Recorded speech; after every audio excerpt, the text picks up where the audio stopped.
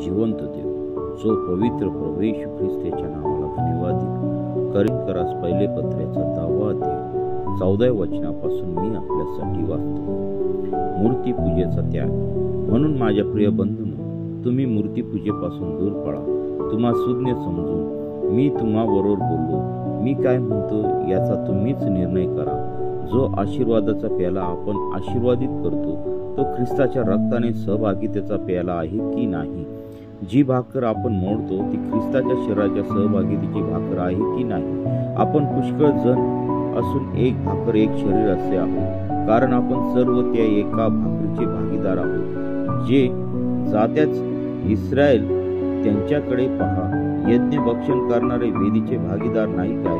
तर माझे म्हणणे काय आहे? मूर्तीला दाखविलेला नैवेद्य काहीतरी आहे अथवा मूर्ती काहीतरी आहे असे माझे म्हणणे आहे काय? नाही.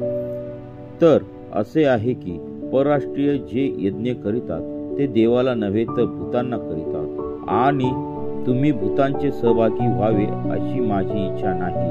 तुमच्याच्याने प्रभूचा प्याला आणि भूतांचाही प्याला पिवत नाही.